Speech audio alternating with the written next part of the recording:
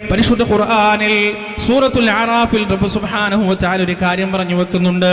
വലഖദ് ദറഅനാ ലിജഹന്നമ കസീറൻ മിനൽ ജിന്നി വൽ ഇൻസ്. മനുഷ്യരും ജിന്നുകളിലും നരകത്തിന് വേണ്ടി പടക്കപ്പെട്ട ചില വിഭാഗങ്ങളുണ്ട്. അവരുടെ പ്രത്യേകത എന്താണ്? ലഹും ഖുലൂബ്, അവർക്ക് ഹൃദയങ്ങളുണ്ട്, മനസ്സുകളുണ്ട്, ചിന്തയുണ്ട്, ബുദ്ധിയുണ്ട്. ലാ യഫ്ഖഹൂന ബിഹാ, ചിന്തിക്കേണ്ട സമയത്ത് ചിന്തിക്കേണ്ടതുപോലെ ചിന്തിക്കുന്നവരതാ പരാജയപ്പെട്ടു പോയി. വലഹും അയ്നുൻ ലാ യുബ്സിറൂന ബിഹാ, അവർക്ക് കണ്ണുകളുണ്ട്, പക്ഷേ കാണേണ്ടതുപോലെ കാണുന്നതിൽ അവർ പരാജയപ്പെട്ടു പോയി. വലഹും ആദാനുൻ ലാ യസ്മഊന ബിഹാ, അവർക്ക് ചെവികളുണ്ട്, പക്ഷേ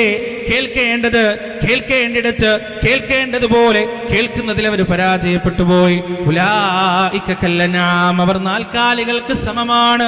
ബൽഹും, അതല്ല, ആ നാൽക്കാലികളെക്കാൾ ഒരുപക്ഷെ പിഴച്ചു പോയവരാകാം അവരെന്ന് പടച്ചറബ് പരിശുദ്ധ ഖുർആനിൽ വളരെ കൃത്യമായി പറയുകയാണ്. പ്രിയപ്പെട്ടവരെ, ഈ ആയത്തിന്റെ അവസാനത്തിൽ നമുക്ക് വലിയ ദൃഷ്ടാന്തങ്ങളും ചിന്തിക്കാനുള്ള വലിയ വകയും നൽകുന്നുണ്ട്. വഇന്ന കസീറൻ മിനന്നാസി അൻ ആയാതിനാ ലഗാഫിലൂൻ.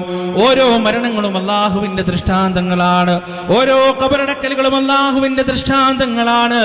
ഓരോ മനുഷ്യന്റെ വിടപറച്ചിലും പടച്ചറബിന്റെ ദൃഷ്ടാന്തമാണെന്ന് പ്രിയപ്പെട്ടവരെ നമ്മൾ മനസ്സിലാക്കേണ്ടതുണ്ട്. അല്ലാഹു സുബ്ഹാനഹു വ തആല ഖുർആനിൽ ഒട്ടനവധി ഇതുപോലെ ഇന്നലകളിൽ കഴിഞ്ഞുപോയ മനുഷ്യരുടെ ചരിത്രം നമുക്ക് പറഞ്ഞു തരുന്നുണ്ട്. ഒന്നാമത്തെ വിഭാഗം ഈ ദുനിയാവ് വഞ്ചിച്ചവരാണെന്നാൽ രണ്ടാമതൊരു വിഭാഗമുണ്ട് പ്രിയപ്പെട്ടവരെ. ഈ ദുനിയാവ് വഞ്ചിക്കാതെ അള്ളാഹുവിൽ ചിന്ത സമർപ്പിച്ചുകൊണ്ട്, അള്ളാഹുവിൽ ജീവിതം സമർപ്പിച്ചുകൊണ്ട് ജീവിച്ച ആളുകളുണ്ട് ഇന്നലകളിൽ. മഹാനായ ഉമർ ഇബ്നുൽ ഖത്താബ് റളിയല്ലാഹു അൻഹു, അദ്ദേഹത്തിന്റെ ചരിത്രം നമുക്കറിയാം. ഉമറിന്റെ കാലഘട്ടത്തിലാണ് ഇസ്ലാമിക സാമ്രാജ്യത്തിലേക്ക് ഒരുപാട് നാടുകൾ കൂട്ടിച്ചേർക്കപ്പെടുന്നത്. ആ കൂട്ടത്തിൽ ഷാം എന്ന് പറയുന്ന സിറ എന്ന് നമ്മൾ ഇന്ന് പേരിട്ട് വിളിക്കുന്ന ആ പ്രദേശം ഇസ്ലാമിന്റെ അധികാരത്തിന്റെ കീഴിലേക്ക് വരികയാണ്. ഉമർ റളിയല്ലാഹു അൻഹു സിറിയ സന്ദർശിക്കാൻ വേണ്ടി പോകുന്നു. ഉമർ റളിയല്ലാഹു അൻഹു പോകുന്നത് തന്നെ കീറിപ്പറിഞ്ഞ വസ്ത്രം ധരിച്ചിട്ടാണ്, കഴുതപ്പുറത്താണ്. ഒരു രാജാവിന്റെ അഹന്തയില്ലാതെ, ആഡംബരമില്ലാതെ, അതുപോലെ തന്നെ അംഗരക്ഷകരില്ലാതെ ഉമർദാ അങ്ങനെ സിറിയ സന്ദർശിക്കാൻ വേണ്ടി പോകുന്നു. എന്നിട്ട് സിറിയയിലെത്തിയപ്പോ ആ ഷാമിലുണ്ടായിരുന്ന വലിയൊരു പർവ്വതത്തിന്റെ മുകളിലേക്ക് ഉദ്യോഗസ്ഥരത ഉമറിനെ കൂട്ടിക്കൊണ്ടുപോകുകയാണ്, സിറിയ മുഴുവനും ഒന്ന് കാണാൻ. സിറിയ എന്ന് പറഞ്ഞാൽ മക്കയെയും മദീനയെയും പോലെയല്ല. മക്കയും മദീനയും എങ്ങനെയാണെന്ന് പ്രിയപ്പെട്ടവരെ നമുക്കറിയാം. ഉംറക്കും ഹജ്ജിനും ഒക്കെ പോയവർക്കറിയാം. മക്കയിൽ നിന്ന് മദീനയിലേക്ക് നാം വണ്ടിയിൽ പോകുമ്പോൾ, കാറിൽ പോകുമ്പോൾ, അല്ലെങ്കിൽ ബസ്സിൽ പോകുമ്പോൾ രണ്ട് ഭാഗത്തും നമുക്ക് കാണാൻ കഴിയുക മൊട്ടക്കുന്നുകളാണ്. പുൽനാമ്പ് പോലും ഇല്ലാത്ത, കൃഷിയിടങ്ങളില്ലാത്ത, പച്ചപ്പില്ലാത്ത, പരന്നു കിടക്കുന്ന ഊഷരഭൂമിയാണ് നമ്മൾ കാണുക, വെള്ളമില്ലാത്ത ഊഷരഭൂമി. എന്നാൽ സിറിയ അങ്ങനല്ല. കാടും കടലും ആറും പുഴയുമെല്ലാമുള്ള സുന്ദരമായ ഷാമിന്റെ പട്ടണം. ഈ പർവ്വതത്തിന്റെ മുകളിൽ കയറി നിന്നപ്പോ മഹാനായ ഉമർ റളിയല്ലാഹു അൻഹു അതങ്ങനെ കാണുകയാണ്. ഉമറിന്റെ മനസ്സറിയാതെ പറഞ്ഞു പോയി, എത്ര സുന്ദരമായ രാജ്യം, എത്ര സൗന്ദര്യമുള്ള രാജ്യമാണ്, ഇതെന്റെ ഭരണത്തിന്റെ കീഴിലാണല്ലോ, ഇതെന്റെ അധികാരത്തിന്റെ കീഴിലാണല്ലോ എന്ന് ഉമറിന്റെ മനസ്സറിയാതെ പറയുകയാണ്. അടുത്ത നിമിഷം ഉമറിന്റെ മനസ്സാക്ഷി ഇടപെടുന്നു. ഉമറിന്റെ മനസ്സാക്ഷി അവിടെ ഇടപെടുകയാണ്. എന്നിട്ട് ഉമറിനോട് പറയുകയാണ്, ഉമറെ ഓർക്കുക, സൂറത്തു ദുഖാനിലെ 1-2 ആയത്തുകൾ. കം തറകൂ മിൻ ജന്നാത്തിൻ വഉയൂൻ വസുറൂഇൻ വമഖാമിൻ കരീം വനഅമത്തിൻ കാനൂ ഫീഹാ ഫാകിഹീൻ. ഉമറേ, ഈ പച്ചപ്പ് കണ്ടിട്ട് കണ്ണുമഞ്ഞളിച്ചു പോകരുത്, ഈ സൗന്ദര്യം കണ്ടിട്ട് കണ്ണുമഞ്ഞളിച്ചു പോകരുത്. നിന്നേക്കാൾ വലിയ അധികാരികൾ ചരിത്രത്തിന്റെ ഇന്നലകളിൽ കഴിഞ്ഞു പോയിട്ടുണ്ട്. നിന്നേക്കാൾ വലിയ കുബേരന്മാർ ചരിത്രത്തിന്റെ ഇന്നലകളിൽ കഴിഞ്ഞു പോയിട്ടുണ്ട്. അവർ ഈ ലോകത്ത് നിന്ന് യാത്രയാകുമ്പോൾ എന്താണ് കൊണ്ടുപോയിട്ടുള്ളത്? കാലി കൈകളുമായിട്ടാണ് പോയിട്ടുള്ളത്. എത്ര മണിസൗധങ്ങളാണ്, എത്ര പൂന്തോട്ടങ്ങളാണ്, എത്ര അരുവികളാണ്, എത്ര സൗകര്യങ്ങളാണ് അവർ ഈ ലോകത്ത് വിട്ടിട്ട് പോയത്. അതുകൊണ്ട് ഉമറേ മയങ്ങിപ്പോകരുത്. പ്രിയപ്പെട്ടവരെ, മഹാനായ റസൂൽ കരീം സ്വല്ലല്ലാഹു അലൈഹി വസല്ലമയുടെ യഥാർത്ഥത്തിലുള്ള അനുയായി ഉമറിന് ഈ പരിത്യാഗം കിട്ടിയത് എവിടെ നിന്നാണെന്നറിയുമോ? ഈ സുഹൂദ് ഉമറിന് കിട്ടുന്നത് എവിടെ നിന്നാണെന്നറിയുമോ? നമ്മളൊക്കെ ഒരുപാട് തവണ കേട്ട ചരിത്രമാണ്. അള്ളാന്റെ റസൂലിന്റെ മുറിയിലേക്ക് അനുവാദം ചോദിച്ചിട്ടൊരിക്കലതാ ഉമർ വരികയാണ്. പ്രവാചകൻ സല്ലല്ലാഹു അലൈഹി വസല്ലമ തന്റെ പായയിൽ കിടന്നുറങ്ങുകയായിരുന്നു. ഉമറിന്റെ വിളി കേട്ട് പ്രവാചകൻ എഴുന്നേൽക്കുകയാണ്. എഴുന്നേൽക്കുമ്പോൾ ഉമർ കാണുന്നത് പനയോലയുടെ പാടുകൾ കൊണ്ട് ശരീരം വല്ലാതെയായി പോയ പ്രവാചകന്റെ മേനിയാണ്. കരഞ്ഞുകൊണ്ട് ഉമർ ചോദിക്കുകയാണ്, യാ റസൂലല്ലാഹ്, ലോകത്തുള്ള വലിയ വലിയ രാജാക്കന്മാർ അവരാലാകുന്ന സുഖസൗകര്യങ്ങൾ മുഴുവൻ അനുഭവിക്കുമ്പോ, രമ്യഹർമ്മങ്ങളിലും മണിമാളികകളിലും അവർ ഇങ്ങനെ ഉല്ലസിച്ചു ജീവിക്കുമ്പോ, അള്ളാഹു ഈ ലോകങ്ങൾക്ക് കാരുണ്യമായി അവതരിപ്പിച്ച അങ്ങ് എന്തിനാണ് ഈ പ്രയാസപ്പെടുന്നത്? എന്തിനാണ് ഈ ബുദ്ധിമുട്ടുന്നത്? അവിടെ ഉമറിന്റെ ചോദ്യത്തിന്, ഉമറിന്റെ സങ്കടത്തിന് അല്ലാഹുവിന്റെ റസൂൽ പറഞ്ഞു കൊടുത്തൊരു മറുപടിയുണ്ട്. വല്ലാഖിറതു ഖൈറുൻ വഅബ്ഖാ. ഉമറേ, ഈ ദുനിയാവിൽ മാർദ്ദവമേറിയ പട്ടുമെത്തയിൽ കിടന്നുറങ്ങുന്നതല്ല ഭാഗ്യമുമറേ, വില കൂടിയ വാഹനത്തിൽ സഞ്ചരിക്കുന്നതല്ല ഭാഗ്യമുമറേ, വലിയ രമ്യഹർമ്മങ്ങളിൽ കിടന്നുറങ്ങുന്നതല്ല ഭാഗ്യമുമറേ. വല്ലാഖിറതു ഖൈറുൻ വഅബ്ഖാ. വിചാരണ കഴിഞ്ഞ് കൂട്ടം കൂട്ടമായി സ്വർഗത്തിലേക്ക് പോകുമ്പോ ആ സ്വർഗവാസികളുടെ, ആ അബ്റാറുകളുടെ ഇടയിൽ സ്ഥാനം നേടിയെടുക്കാൻ സാധിക്കുമോ? അതാണ് ഭാഗ്യമുമറേ, അതാണ് ഏറ്റവും നല്ലത്, അതാണ് അവശേഷിക്കുന്നത്. ഉമർ ഹൃദയം കൊണ്ടായിരുന്നു. ഉമർ ആ വചനങ്ങൾ ഹൃദയത്തിൽ കോറിയിട്ടു. വർഷങ്ങൾക്കപ്പുറത്ത് ഉമറിന്റെ കയ്യിലേക്ക് അധികാരം വന്നപ്പോ, അധികാരത്തിന്റെ ഉന്നതത്തിലിരിക്കുമ്പോഴും ഉമർ ഫഖീറായി ജീവിച്ചു, മിസ്കീനായി ജീവിച്ചു. ആഡംബരമില്ലാതെ, അംഗരക്ഷകരില്ലാതെ, കൊട്ടാരമില്ലാതെ, സിംഹാസനമില്ലാതെ, അതുപോലെ തന്നെ ചെങ്കോലുകളില്ലാതെ, പരിവാരങ്ങളില്ലാതെ ഉമർ ജീവിച്ചു. ഏതുവരെ? പേർഷ്യയുടെയും റോമിന്റെയും ചക്രവർത്തിമാർ അമീറുൽ മുഅ്മിനീൻ ഖലീഫ ഉമറിനെ കാണുന്നതിന് വേണ്ടി, സന്ദേശങ്ങൾ കൈമാറുന്നതിന് വേണ്ടി ദൂതന്മാരെ പറഞ്ഞയച്ചു. മദീനയുടെ പ്രാന്തപ്രദേശത്ത്, മദീനയുടെ അതിർത്തിയിൽ വന്നുകൊണ്ട് ആ ദൂതന്മാർ ഉമറിനെ അന്വേഷിച്ചു.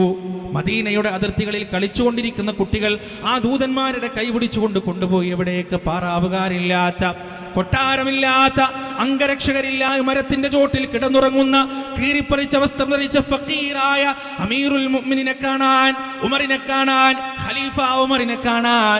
എന്നിട്ട് അവർ അന്താളിച്ചു പോയി. ഇതാണോ ചക്രവർത്തി? ഇതാണോ രാജാവ്? ഇതാണോ അമീറുൽ മുഅ്മിനീൻ? ഇതാണോ ഖലീഫ? പ്രിയപ്പെട്ടവരെ, ഈ സുഹുദ് കിട്ടിയത് എവിടെ നിന്നാണ്? ഈ പരിത്യാഗം കിട്ടിയത് എവിടെ നിന്നാണ്? പരിശുദ്ധ ഖുർആനിന്റെ വചനങ്ങളിൽ റബ്ബ് സുബ്ഹാനഹു വ തആല ആവർത്തിച്ച് നമുക്ക് പഠിപ്പിച്ചു തരികയാണ്. യഅലമൂ, നിങ്ങൾ അറിയണേ, നിങ്ങൾ മനസ്സിലാക്കണേ, പഠിക്കണേ. അല്ലാഹു ആണ് പറയുന്നത്, അന്നമാ, നിശ്ചയം ഒരു കാര്യം വളരെ തീർച്ചപ്പെടുത്തിയിട്ടാണ് പടച്ചറബ് സംസാരിക്കുന്നത്. ഒരു കാര്യം നിങ്ങൾ അറിയണം, ഒരു കാര്യം നിങ്ങൾ മനസ്സിലാക്കണം. എന്താണ് മനസ്സിലാക്കേണ്ടത്? അൽ ഹയാത്തുദ് ദുനിയാ, ഈ ദുനിയാവിലെ ജീവിതം എന്ന് പറയുന്നത് 5 കാര്യങ്ങൾ മാത്രമാണ്. 5 കാര്യങ്ങൾ മാത്രമാണ്. എന്തൊക്കെയാണത്? ലഇബ്, കളിയാണ്. ലഹു, നേരം പോക്കാണ്. സീനത്ത്, സൗന്ദര്യമാണ്. തഫാഖുറും ബൈനക്കും, ഫഖർ നടിക്കലാണ്.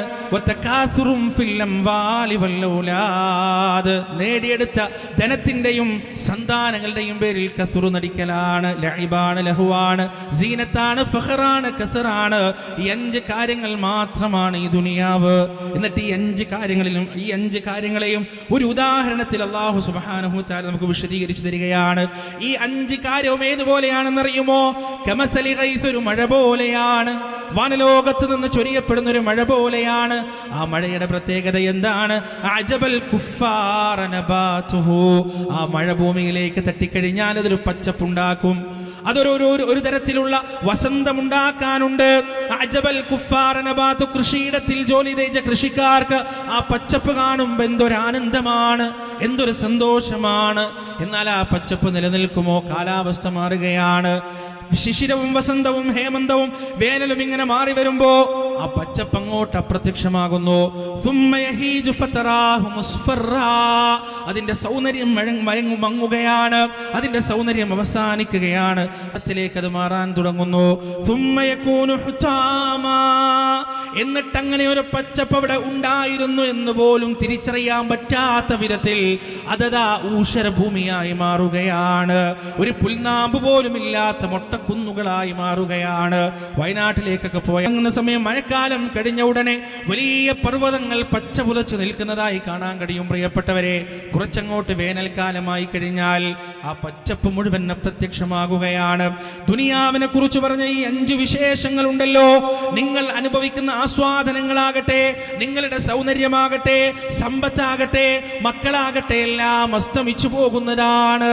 ഇന്നെൻ്റെ മുന്നിലിരിക്കുന്ന യുവാക്കൾ എൻ്റെ മുന്നിലിരിക്കുന്നുണ്ട്. ഏതാനും വർഷം കഴിഞ്ഞാൽ അവർ വൃദ്ധരാണ്. നമ്മുടെ മുന്നിൽ കളിച്ച് ചിരിച്ച് കളിക്കുന്ന കുട്ടികൾ ഏതാനും വർഷം കഴിഞ്ഞാൽ അവർ യുവാക്കളാണ്. ശൈശവത്തിൽ നിന്ന് ബാല്യത്തിലേക്കും, ബാല്യത്തിൽ നിന്ന് കൗമാരത്തിലേക്കും, കൗമാരത്തിൽ നിന്ന് യൗവനത്തിലേക്കും, യൗവനത്തിൽ നിന്ന് വാർദ്ധക്യത്തിലേക്കും, വാർദ്ധക്യത്തിൽ നിന്ന് അറുദലുൽ ഉമർ എന്ന് ഖുർആൻ വിശേഷിപ്പിച്ച പടുവാർദ്ധക്യത്തിലേക്കുമുള്ള ക്ഷിപ്രസഞ്ചാരത്തിന്റെ പേരാണ് പ്രിയപ്പെട്ടവരെ ഈ ജീവിതം എന്ന് പറയുന്നത്.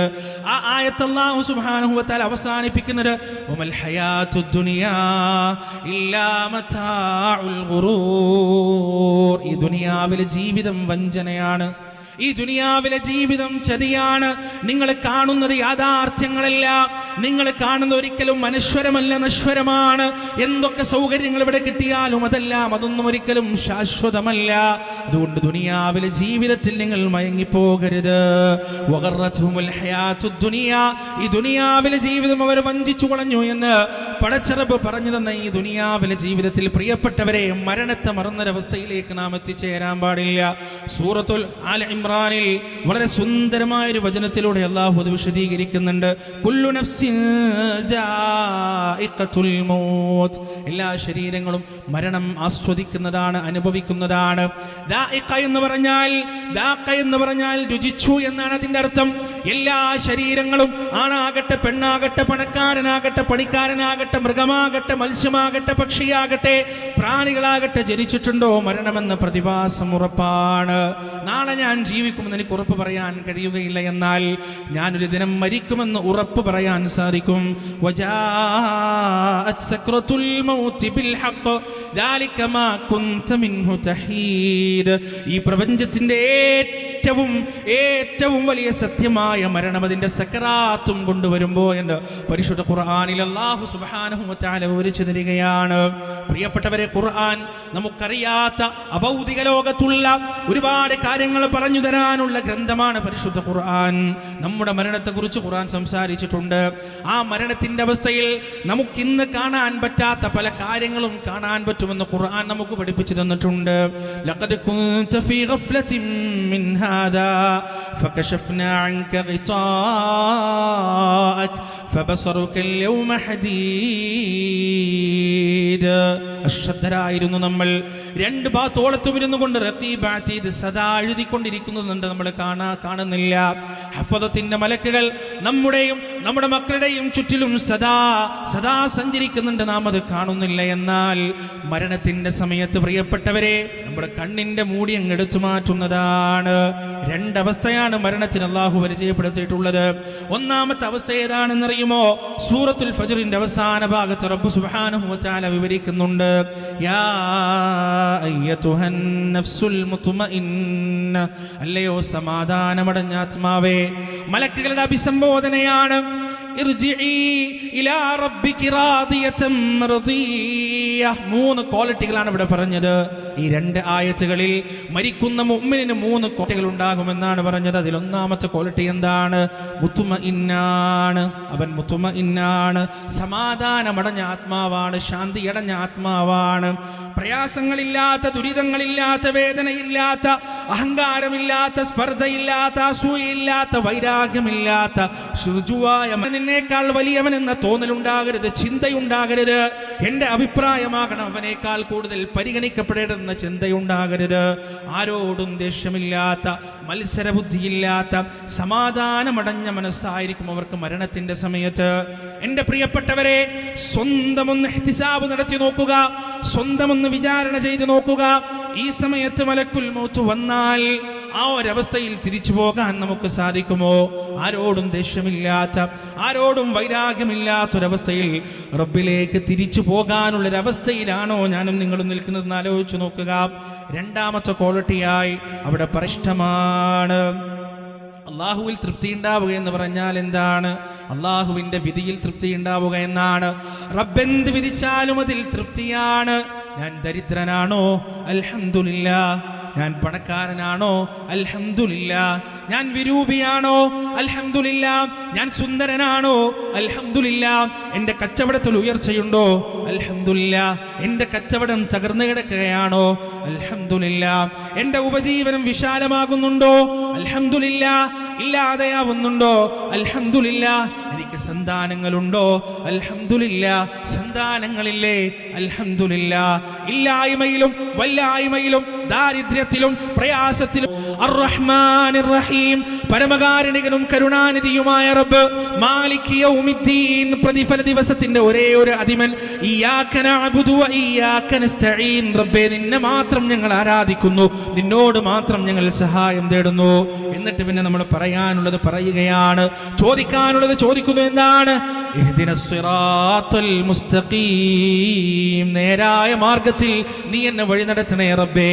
ഏത് മാർഗത്തിൽ? സിറാത്തൽ ലദീന അൻഅംത അലൈഹിം, നീ നിഅമത്ത് നൽകിയവരുടെ മാർഗത്തിൽ, നീ അനുഗ്രഹം ചൊരിഞ്ഞവരുടെ മാർഗത്തിൽ നീ എന്നെ വഴി നടത്തണേ റബ്ബേ. ആരാണ് ഈ അനുഗ്രഹം ചെയ്തവർ? പ്രിയപ്പെട്ടവരെ, ആരാണ് ഈ നിഅമത്ത് ചൊരിയപ്പെട്ടവർ?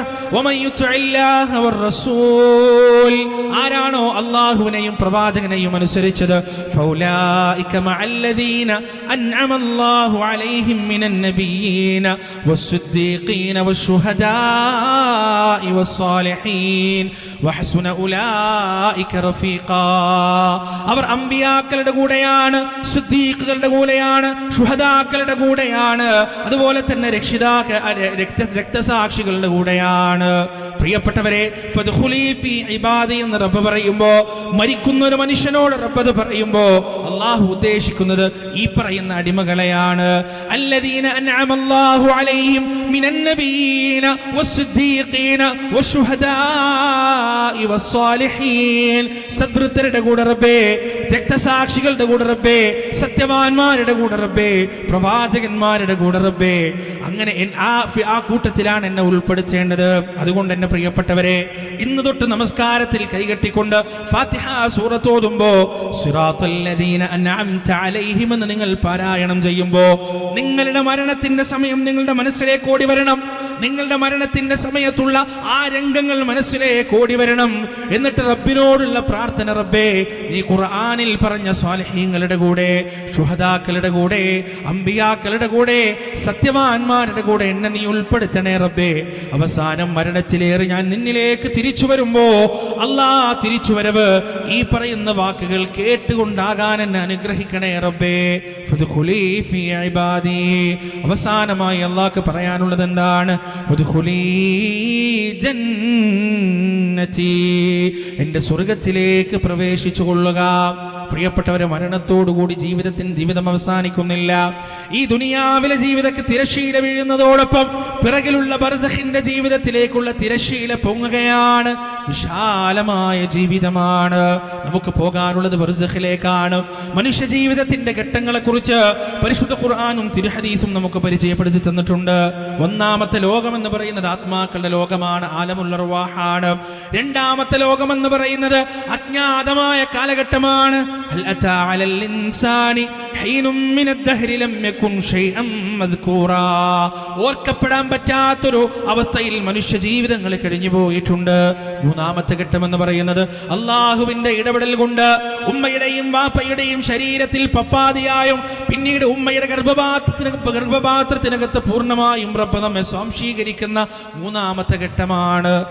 പരീക്ഷണത്തിന്റെ ഘട്ടം എന്ന് പറയുന്നത് അല്ലദീ ഖലഖൽ മൗത വൽ ഹയാത ലിയബ്ലുവകും അയ്യുക്കും അഹ്സനു അമലാ.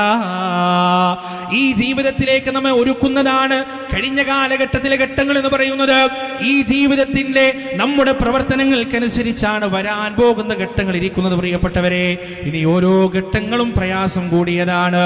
ഈ ദുനിയാവിലെ ജീവിതം പോലെയല്ല ഖബർ ജീവിതം, അതിനേക്കാൾ പ്രയാസമാണ്. ഉമ്മയുടെ ഗർഭപാത്രത്തിനകത്ത് കിടക്കുന്നത് പോലെയല്ല ഒരിക്കലും ഖബർ ജീവിതം എന്ന് പറയുന്നത്. മാശറ എന്നത് ഖബറിനേക്കാൾ പ്രയാസമുള്ളതാണ്. വമിൻ വറാഇഹിം ബർസഖുൻ ഇലാ യൗമി യുബഅസൂൻ. ഇസ്രാഫീൽ രണ്ടാമത്തെ തവണ കാഹളത്തിൽ ഊതുന്നവരെ ഖബറിൽ ജീവിതമുണ്ട്. പ്രിയപ്പെട്ടവരെ, രക്ഷയുണ്ട്, ശിക്ഷയുണ്ട്, സമാധാനമുണ്ട്, അസമാധാനമുണ്ടെല്ലാം ആ ഖബറിൽ വെച്ച് അനുഭവിക്കേണ്ടി വരുമെന്ന് പരിശുദ്ധ ഖുർആനിൽ തന്നെ റബ്ബ് സുബ്ഹാനഹു വ തആല നമുക്ക് ഉണർത്തി തന്നിട്ടുണ്ട്. ആ ഖബറിന് വേണ്ടി നാം എന്താണ് ഒരുങ്ങിയിട്ടുള്ളത്? നമ്മുടെ ഖബർ ജീവിതത്തിന് വേണ്ടി പ്രിയപ്പെട്ടവരെ, നമ്മളൊരു വീടുണ്ടാക്കുമ്പോൾ ആ വീടിന് വേണ്ടി എത്ര വർഷങ്ങളാണ് നാം പദ്ധതിയിട്ടിട്ടുണ്ടാവുക. ആ വീടിന്റെ സ്ഥലം നോക്കുമ്പോ ആ സ്ഥലത്ത് വെള്ളം കയറുമോ, അല്ലെങ്കിൽ നല്ല മണ്ണാണോ, അടുത്ത് പള്ളിയുണ്ടോ, സ്കൂളുണ്ടോ, ആശുപത്രിയുണ്ടോ, എന്തൊക്കെ അന്വേഷണങ്ങളാണ് നാം നടത്തുക. അങ്ങനെ ആ സ്ഥലം വാങ്ങിച്ചു കഴിഞ്ഞാൽ വീടിന്റെ പ്ലാൻ വരയ്ക്കുന്നതിന് വേണ്ടി, വീടുണ്ടാക്കുന്നതിന്റെ പദ്ധതി ഉണ്ടാക്കുന്നതിന് വേണ്ടി എത്ര എഞ്ചിനീയർമാരെയാണ് നമ്മൾ കാണുക, എത്ര കമ്പനിയിലാണ് നാം അപേക്ഷ കൊടുക്കുക. അങ്ങനെ അവസാനം വീടിന്റെ പ്ലാൻ തയ്യാറായി കഴിഞ്ഞാൽ പിന്നീട് ആ വീടിന്റെ നിർമ്മാണം തുടങ്ങുമ്പോ, തറയിടുമ്പോ, അതിന്റെ മുകളിലേക്ക് മതിൽ കെട്ടുമ്പോ, അതുപോലെ തന്നെ വാർക്കുമ്പോ, അതിന്റെ ഓരോ ജനൽപ്പാളികളും വാതിലുകളും വെക്കുമ്പോ എത്ര തവണ നാം ആലോചിച്ചിട്ടുണ്ട്, എത്ര ആളുകളോട് നാം ചർച്ച ചെയ്തിട്ടുണ്ട്, എത്ര നാം അതിനെ കുറിച്ച് പഠിച്ചിട്ടുണ്ട്. ആ വീടിന്റെ ഉള്ളിലുള്ള ഓരോ ഫർണിച്ചറുകളും നാം വെറുതെ അങ്ങ് വാങ്ങിച്ചതല്ല, കൃത്യമായി അന്വേഷിച്ച് കൃത്യമായി പഠിച്ചതിന് ശേഷം മാത്രം നാം വാങ്ങിച്ചതാണ്. ഇനി ആ വീട് ഉണ്ടാക്കി കഴിഞ്ഞാൽ എത്ര കൊല്ലമാണ് പ്രിയപ്പെട്ടവർ അവിടെ നമുക്ക് ജീവിക്കാൻ കഴിയുക? എത്ര കൊല്ലമാണ്? 40, 50, 60, ഇനി കൂടിപ്പോയാൽ 70, 80 കൊല്ലം. ഒരാൾ 30-ാമത്തെയോ 40-ാമത്തെയോ വയസ്സിൽ വീടുണ്ടാക്കി കഴിഞ്ഞാൽ ഒരു 60, 50, 70 കൊല്ലം കൂടിപ്പോയാൽ അയാൾക്ക് ജീവിക്കാൻ കഴിയും. ഏറ്റവും കൂടുതൽ ആയുസ് പടച്ചോൻ കൊടുത്താൽ. എന്നിട്ട് തിരിച്ചു പോകേണ്ടത് എവിടേക്കാണ്? ഖബറിലേക്കാണ്. ഖബറിൽ എത്ര കൊല്ലമാണ് നാം കിടക്കേണ്ടത്? 60 കൊല്ലമാണോ, 70 കൊല്ലമാണോ, 100 കൊല്ലമാണോ? സഹസ്രാബ്ദങ്ങൾ ആ ഖബറിൽ നാം കിടക്കേണ്ടി വരും. ഒരുപക്ഷെ ആയിരക്കണക്കിന് കൊല്ലങ്ങൾ ആ ഖബറിൽ നാം ഒരുപക്ഷെ കിടക്കേണ്ടി വരും. ആ ഖബറിന്റെ അകത്തളങ്ങളിൽ നാം എന്താണ് ഒരുക്കി വെച്ചിട്ടുള്ളത്? ആ കിടക്കാനുള്ള 60, 70 കൊല്ലം കിടക്കാനുള്ള വീടിന് വേണ്ടി, താമസിക്കാനുള്ള വീടിന് വേണ്ടി മണിക്കൂറുകളും ദിവസങ്ങളും ആഴ്ചകളും മാസങ്ങളും നാം ചെലവഴിക്കുമ്പോ സമ്പാദിച്ച സമ്പാദ്യത്തിന്റെ എല്ലാ ഭൂരിഭാഗവും ആ വീടിന് വേണ്ടി ചെലവഴിക്കുമ്പോ പ്രിയപ്പെട്ടവരെ, നൂറ്റാണ്ടുകളും സഹസ്രാബ്ദങ്ങളും കിടക്കാനുള്ള ഏകാന്തതയുടെ വീടിന് വേണ്ടി നാം എന്താണ് മാറ്റിവെച്ചത്? എത്ര സമയമാണ് നാം മാറ്റിവെച്ചത്? എത്ര പണമാണ് നാം മാറ്റിവെച്ചത്? എത്ര അധ്വാനമാണ് നാം മാറ്റിവെച്ചത്? പണ്ടുള്ള ആളുകൾ പറയുമല്ലോ, ഖബറെന്ന് കേട്ടാൽ തൽക്ഷണം ഞെട്ടേണ്ടതാ, കണ്ടാലുടൻ വാവിട്ടു നീ കരയേണ്ടതാ, മേടക്ക് പകരം മാളമാ സുബ്ഹാന റബ്ബിയതിൽ കിടക്കേണ്ടതാണ് സമാന. ഖബർ കാണുമ്പോഴല്ല പ്രിയപ്പെട്ടവരെ, ഖബർ എന്ന വാക്ക് കേൾക്കുമ്പോൾ തന്നെ കണ്ണ് നിറയേണ്ടതുണ്ട്, നമ്മുടെ ഉള്ളം അടക്കേണ്ടതുണ്ട്. മഹാനായ ഉസ്മാൻ ഇബ്നു അഫ്ഫാൻ റളിയല്ലാഹു അൻഹു സ്വർഗ്ഗം കൊണ്ട് സന്തോഷ വാർത്ത അറിയിക്കപ്പെട്ട അശ്റത്തുൽ മുബശ്ശിരീനുള്ളയാളാണെങ്കിലും ഖബറിന്റെ അടുത്തുകൂടെ നടന്നു പോകുമ്പോ, ഖബറിനെ കുറിച്ച് കേൾക്കുമ്പോ ഉസ്മാൻ റളിയല്ലാഹു അൻഹുവിന്റെ കണ്ണുകൾ നിറയുമായിരുന്നു. തിങ്ങി നിറഞ്ഞ് നീണ്ടു കിടക്കുന്ന താടിരോമങ്ങൾ നനഞ്ഞു കുതിരുമാർ ഉസ്മാൻ ഇബ്നു അഫ്ഫാൻ റളിയല്ലാഹു അൻഹു കരയുമായിരുന്നു. ചോദിക്കപ്പെട്ടാൽ അദ്ദേഹം പറയുമായിരുന്നു, ഇതാണ് ആദ്യത്തെ വീട്. രക്ഷയാണെങ്കിൽ രക്ഷ, ശിക്ഷയാണെങ്കിൽ ശിക്ഷ, രണ്ടും തീരുമാനിക്കപ്പെടുന്നത് ഈ വീട്ടിൽ വെച്ച് തന്നെയാണെന്ന് ഉസ്മാൻ ഇബ്നു അഫ്ഫാൻ റളിയല്ലാഹു അൻഹു മറുപടി പറയുമായിരുന്നു.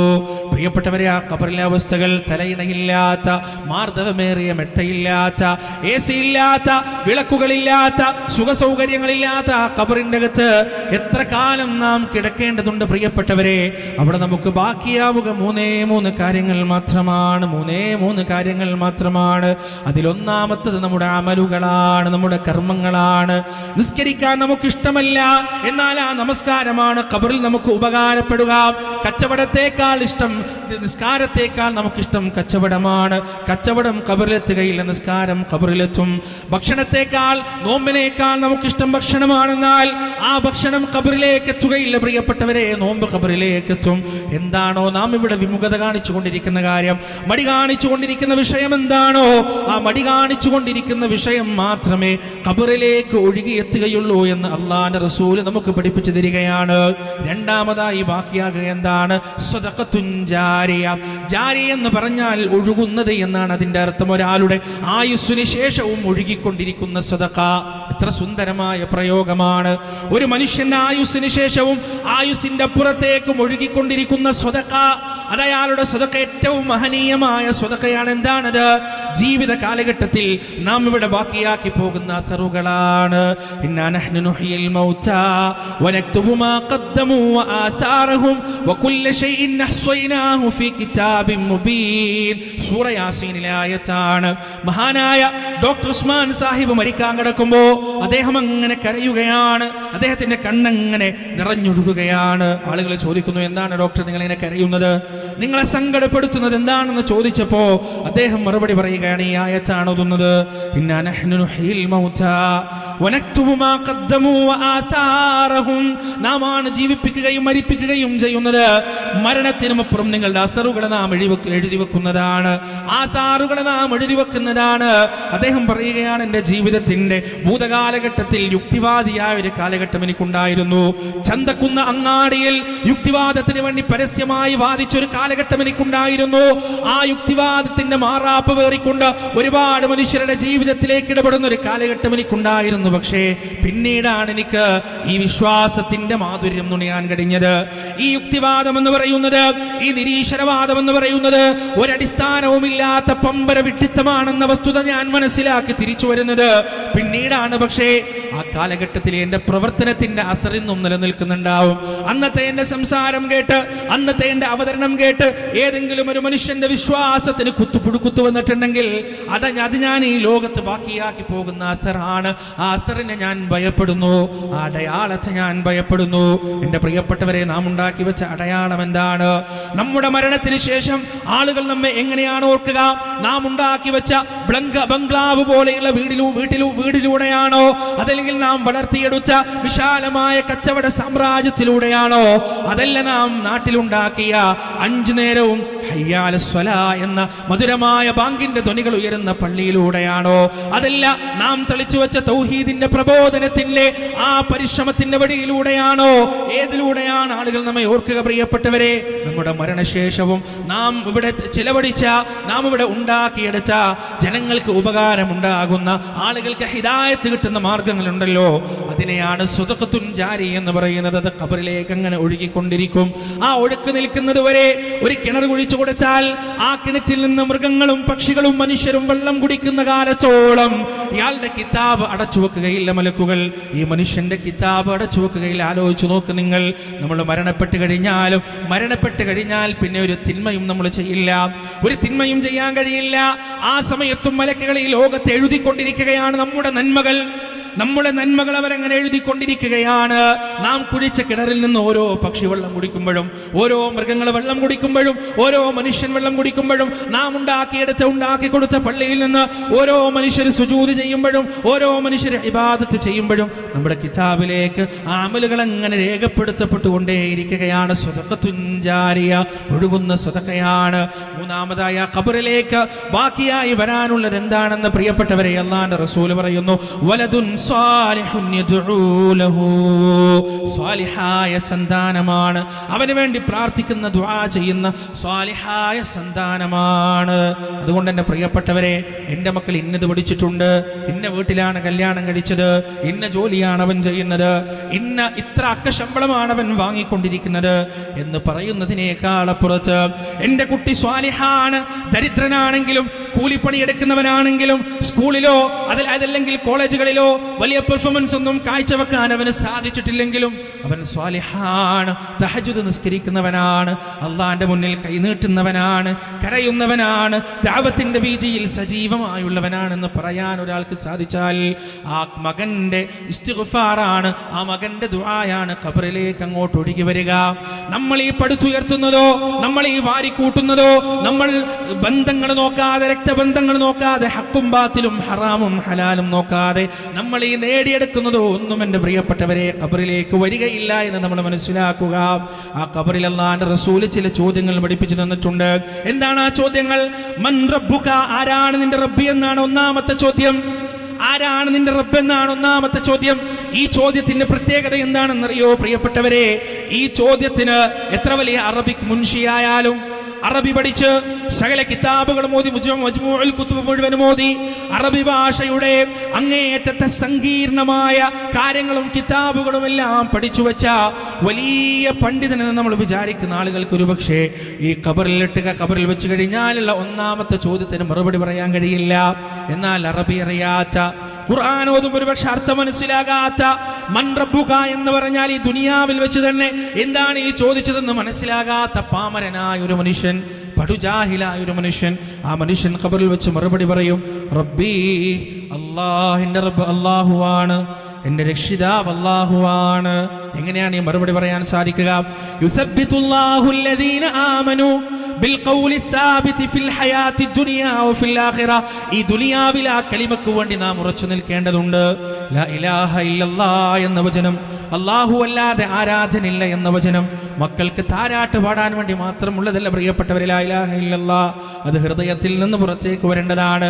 അതര വ്യായാമമല്ല, ചുണ്ടുകളുടെ വ്യായാമമല്ല, മറിച്ച് ഹൃദയത്തിന്റെ അന്തരാളങ്ങളിൽ നിന്ന് പുറത്തേക്ക് വരേണ്ട വചനമാണ് ലാ ഇലാഹ ഇല്ലല്ലാഹ്. കാരണം ലാ ഇലാഹ ഇല്ലല്ലാഹ് നമുക്ക് കിട്ടിയത് സൗജന്യമായിട്ടല്ല. എത്രയോ മനുഷ്യരുടെ ജീവൻ അതിലുണ്ട്, എത്രയോ മനുഷ്യരുടെ കണ്ണീരതിലുണ്ട്, എത്രയോ മനുഷ്യരുടെ ചോര അതിലുണ്ട്, എത്രയോ മനുഷ്യരുടെ മക്കളെ നഷ്ടപ്പെട്ടുകൊണ്ടുള്ള ആർത്തികരച്ചിൽ എവിടെയുണ്ട്, അതിലുണ്ട് പ്രിയപ്പെട്ടവരെ. മഹാനായ ബിലാൽ ഇബ്നു റവാഹ റളിയല്ലാഹു അൻഹു സമാധാനത്തോടെയുള്ള ജീവിതം നയിക്കുന്നതിനിടയിൽ ലാ ഇലാഹ ഇല്ലല്ലാഹ് നെഞ്ചിലേറ്റിയത് കൊണ്ടാണ് അടികൊള്ളേണ്ടി വന്നത്, ചാട്ടവാറടി കൊണ്ടത്, ബഹിഷ്കരിക്കപ്പെട്ടത്. ചൂടുള്ള മരുഭൂമിയിൽ മലർത്തി കിടത്തി ചാട്ടവാറ് കൊണ്ട് അടിച്ചുകൊണ്ടിരിക്കുമ്പോ ആ ചാട്ടവാറിന്റെ അടിയുടെ വേദന പോലും തിരിച്ചറിയാത്ത രൂപത്തിലേക്ക് ദാഹമങ്ങ് കലശലായപ്പോ, എനിക്ക് ദാഹിക്കുന്നേ, വെള്ളം തരണേ എന്ന് ആർത്ത് കരഞ്ഞപ്പോ ആ ബിലാലിന്റെ വായിലേക്ക് കാർക്കിച്ചു തുപ്പപ്പെട്ടത് ലാ ഇലാഹ ഇല്ലല്ലാഹ് എന്ന വചനത്തിനു വേണ്ടിയാണ്. മഹാനായ ഖുബൈബ് റളിയല്ലാഹു അൻഹു കൊല്ലപ്പണിക്കാരനാണ്. യജമാനത്തി ആ കൊല്ലപ്പണിക്കാരന്റെ ആലയിലേക്ക് വന്ന് ചൂടുള്ള ഇരുമ്പ് പഴുപ്പിച്ച് വസ്ത്രം ധരിക്കാത്ത മേനിയിലേക്ക് ആ ഇരുമ്പ് പഠിപ്പിച്ചു വെക്കുമ്പോ രക്തവും മാംസവും കരിഞ്ഞ പുക വരുമ്പോ ആ വേദന കൊണ്ട് ആർത്തട്ടഹസിച്ചു കരയുമ്പോഴും പ്രിയപ്പെട്ടവരെ ലാ ഇലാഹ ഇല്ലല്ലാഹ് എന്ന വചനത്തിനെതിരായി ഒരു വാക്ക് പോലും ഖബ്ബാബ് റളിയല്ലാഹു അൻഹുവിന്റെ വായിൽ നിന്ന് പുറത്തേക്ക് വന്നിട്ടില്ല. ഗുഹ്യസ്ഥാനത്തേക്ക് കുന്തമെടുത്തു കുത്തി ചോരവാർന്ന് സ്വന്തം ഉമ്മ മരണപ്പെടുമ്പോഴും അമ്മാറിനോ യാസിറിനോ പ്രിയപ്പെട്ടവരെ ലാ ഇലാഹ ഇല്ലല്ലാഹ് എന്ന ആദർശത്തിന് പുഴുക്കുത്തേറ്റിട്ടില്ല, ആദർശത്തിന് മങ്ങൽ വന്നിട്ടില്ല. പതിനായിരക്കണക്കിന് സ്വഹാബികൾ, പതിനായിരക്കണക്കിന് മനുഷ്യർ, എത്രയോ മുസ്ലിം ഉമ്മത്ത് അവരുടെ ജീവിതവും ജീവനും നൽകി പതിറ്റാണ്ടുകളും നൂറ്റാണ്ടുകളും സഹസ്രാബ്ദങ്ങളും കടന്ന് നമ്മുടെ കയ്യിലേക്ക് എത്തിയതാണ് പ്രിയപ്പെട്ടവരെ ലാ ഇലാഹ ഇല്ലല്ലാഹ് എന്ന വചനം. അത് താരാട്ട് പാടാൻ വേണ്ടി മാത്രമുള്ളതല്ല. ആ താരാട്ട് പാടുമ്പോൾ ഹൃദയത്തിൽ നിന്ന് പുറത്തേക്ക് വരേണ്ടതാണ്. ലാ ഇലാഹ ഇല്ലല്ലാഹ് എന്ന് നാം നമ്മുടെ കുഞ്ഞിന് പറഞ്ഞു കൊടുക്കുന്നത്, പാടിക്കൊടുക്കുന്നത് ഹൃദയത്തിൽ നിന്നാണ്. അത് കേവലം പാട്ടായിക്കൊണ്ടല്ല, അടുത്ത തലമുറയിലേക്ക് കൈമാറുകയാണ്. അടുത്ത തലമുറയിലേക്ക് പുഴുക്കുത്തേറ്റാത്ത രീതിയിൽ, ഒരു തരത്തിലുള്ള മങ്ങലും വരാത്ത രീതിയിൽ ഈ ലോകത്തിന്റെ സൃഷ്ടാവ് അല്ലാഹു മാത്രമാണ്, പ്രപഞ്ചനാഥൻ മാത്രമാണ് ആരാധനക്കർഹൻ. പ്രിയപ്പെട്ടവരെ, ആ ഒരു ആശയമാണ് യഥാർത്ഥത്തിൽ നാം തലമുറയിലേക്ക് കൈമാറുന്നത് താരാട്ടുപാട്ടിലൂടെ, അതുപോലെ തന്നെ മറ്റു കവിതകളിലൂടെയും കഥകളിലൂടെയെല്ലാം മക്കളിലേക്ക് നാം കൈമാറുന്നത് അടുത്ത തലമുറയിലേക്കുള്ള സന്ദേശമാണ്. ആ സന്ദേശം ഹൃദയത്തിൽ രൂഢമൂലമായിട്ടുണ്ടെങ്കിൽ മാത്രമേ ഖബറിലെ അമൻ റബ്ബുക എന്ന ചോദ്യത്തിന് യഥാർത്ഥത്തിൽ മറുപടി പറയാൻ നമുക്ക് സാധിക്കുകയുള്ളൂ. ലാ ഇലാഹ ഇല്ലല്ലാഹ്ക്കെതിരായ ഒരു പ്രവണതയും നമ്മുടെ ജീവിതത്തിൽ ഉണ്ടാകരുത്, ഒരു ചിന്തയും നമ്മുടെ ജീവിതത്തിൽ ഉണ്ടാകരുത്. ജീവിതത്തിൽ പ്രയാസം വരുമ്പോ അല്ലാഹു പറയുകയാണ്, ഇദാ സഅലക ഇബാദി അന്നി ഫഇന്നി ഖരീബ് ഉജീബു ദഅവതദ് ദാഇ ഇദാ ദഅൻ. എന്റെ അടിമകൾ എന്നെ കുറിച്ച് അങ്ങയോട് ചോദിക്കുമ്പോ പറഞ്ഞു കൊടുക്കണം, നബിയെ, ഞാൻ സമീപസ്ഥനാണ്, അടുത്തുള്ളവനാണ്. ഉജീബു ദഅവതദ് ദാഇ ഇദാ ദഅൻ. അർത്ഥിക്കുന്നവനോട് അർത്ഥന നടത്തുമ്പോ ആ അർത്ഥനക്ക് ഉത്തരം നൽകുന്നവനാണ് ഞാൻ. അലൈസല്ലാഹു ബികാഫിൻ അബദ. അല്ലാഹുവിന്റെ അടിമക്കവൻ മതിയായവനല്ലേ? അലൈസല്ലാഹു ബികാഫിൻ അബദ. അല്ലാഹുവിന്റെ അടിമക്കവൻ മതിയായവനല്ലേ എന്ന് പടച്ചറബ് ചോദിക്കുമ്പോ പ്രിയപ്പെട്ടവരെ അല്ലാഹു പറയുന്നു, വമൻ നദല്ലു മിമ്മൻ യദ്ഉ മിൻ ദൂനില്ലാഹ് മൻ ലാ യസ്തജീബു ലഹു ഇലാ യൗമിൽ ഖിയാമ വഹും അൻ ദുആഇഹിം ഗാഫിലൂൻ. ഖിയാമത്ത് നാൾ വരെ ഉത്തരം ചെയ്യാത്ത, അല്ലാഹുവിന് പുറമെയുള്ളവരെ വിളിച്ചു പ്രാർത്ഥിക്കുന്നവരേക്കാൾ വഴി പിഴച്ചു പോയവൻ ആരാണുള്ളത്? വഴികെട്ട് പോയവൻ ആരാണുള്ളത്? അതുകൊണ്ട് തന്നെ പ്രിയപ്പെട്ടവരെ, രോഗം വരുമ്പോ, രോഗം വന്ന ആശുപത്രിയിലേക്ക് നാം പോകുമ്പോ ഡോക്ടറെ കാണിച്ചു കഴിഞ്ഞാലും നമ്മളൊരു വിളിക്കാനുണ്ട്. ഡോക്ടറെ കാണിച്ചാൽ മാത്രം രോഗം മാറില്ല എന്ന് നമുക്കറിയാം. ആ ഡോക്ടർക്ക് മുകളിൽ ഒരു ഇടപെടൽ ആവശ്യമുണ്ട്, അത് അല്ലാഹു മാത്രമാണ്. ഡോക്ടറെ കാണിച്ചതിന് ശേഷവും മൊയ്‌ദീൻ ശൈഖിനെ വിളിക്കുന്ന ഒരു അവസ്ഥ നമ്മുടെ ജീവിതത്തിൽ ഉണ്ടാകരുത്. മമ്പറത്ത് തങ്ങളെ വിളിക്കുന്ന ഒരു അവസ്ഥ നമ്മുടെ ജീവിതത്തിൽ ഉണ്ടാവരുത്. CM മടവൂരിനെ വിളിക്കുന്ന ഒരു അവസ്ഥ നമ്മുടെ ജീവിതത്തിൽ ഉണ്ടാവരുത്. ആ ഡോക്ടറുടെയും അപ്പുറത്ത് എനിക്ക് കിട്ടാനുള്ളത് എൻ്റെ റബ്ബിന്റെ അടുത്തു നിന്ന് മാത്രമാണ്, എൻ്റെ രക്ഷിതാവിൻ്റെ അടുത്തു നിന്ന് മാത്രമാണ്. അവൻ്റെ അടുത്ത് നിന്നല്ലാതെ ഒരു സഹായവും എനിക്ക് കിട്ടാനില്ല. ഇതാണ് പ്രിയപ്പെട്ടവരെ ലാ ഇലാഹ ഇല്ലല്ലാഹ്. ജീവിതത്തിൽ എന്തൊക്കെ പരീക്ഷണങ്ങൾ വന്നാലും, എന്തൊക്കെ ബുദ്ധിമുട്ടുകൾ വന്നാലും, ആ ബുദ്ധിമുട്ടുകൾ നിവർത്തി തരാൻ, ആ ബുദ്ധിമുട്ടുകൾ പരിഹരിച്ചു തരാൻ എൻ്റെ രക്ഷിതാവ് മാത്രമേ, എൻ്റെ റബ്ബ് മാത്രമേ എന്നോടൊപ്പമുള്ളൂ എന്ന അചഞ്ചലമായ വിശ്വാസമാണ്. ആ വിശ്വാസം ഹൃദയത്തിൽ ഉണ്ടെങ്കിൽ മാത്രമേ മൻ റബ്ബുക, ആരാണ് നിന്റെ റബ്ബെന്ന് ചോദിക്കുമ്പോൾ റബ്ബി അല്ലാഹ്, അല്ലാഹുവാണ് എൻ്റെ റബ്ബെന്ന് മറുപടി പറയാൻ സാധിക്കുകയുള്ളൂ. പ്രിയപ്പെട്ടവരെ, ആ ഖബർ ജീവിതത്തിന് വേണ്ടി, ആ ഖബറിലെ ചോദ്യത്തിന് വേണ്ടി, ആ ഖബറിലെ രക്ഷയ്ക്ക് വേണ്ടി ഒരുങ്ങാൻ നമുക്ക് സാധിക്കേണ്ടതുണ്ട്. ആ ഖബർ ജീവിതം അവസാനിക്കുന്നത് പ്രിയപ്പെട്ടവരെ എപ്പോഴാണ്? ഇസ്രാഫീൽ അലൈഹിസ്സലാത്തു വസ്സലാം രണ്ടാമത്തെ തവണ കാഹളത്തിൽ ഊതുമ്പോഴാണ്. രണ്ടാമത്തെ തവണ കാഹളത്തിൽ ഊതുമ്പോൾ ഈ ദുനിയാവ് മുഴുവൻ അല്ലാഹു സുബ്ഹാനഹു വ തആല പ്രത്യേകമായ തരത്തിലേക്ക് മാറ്റുമെന്ന് പരിശുദ്ധ ഖുർആൻ.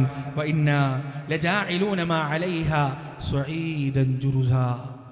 ദുനിയാവ് മുഴുവൻ വെലുവെടുത്ത മണൽപ്പരപ്പ് മാത്രമുള്ള ഒരവസ്ഥയിലേക്ക് അല്ലാഹു സുബ്ഹാനഹു വ തആല മാറ്റും. എവിടെ നിന്നാണ് നമ്മൾ ഉയർത്തെഴുന്നേൽക്കുക? നമ്മുടെ നാട്ടിൽ എവിടെയാണോ നമ്മുടെ ഖബറടക്കിയത്, ഈ രാമന്തളി പ്രദേശത്തുകാരുടെ ഖബർ എവിടെയാണോ, അവരുടെ മയ്യത്ത് മറമാടുന്ന എവിടെയാണോ, അതേ ഖബർസ്ഥാനിൽ നിന്നാണ് ഇസ്രാഫീൽ അലൈഹിസ്സലാത്തു വസ്സലാം രണ്ടാമത്തെ തവണ കാഹളത്തിൽ ഊതുമ്പോൾ നമ്മളിങ്ങനെ എഴുന്നേറ്റ് വരിക. അള്ളാഹുവിന്റെ വെളിയാളത്തിലേക്ക്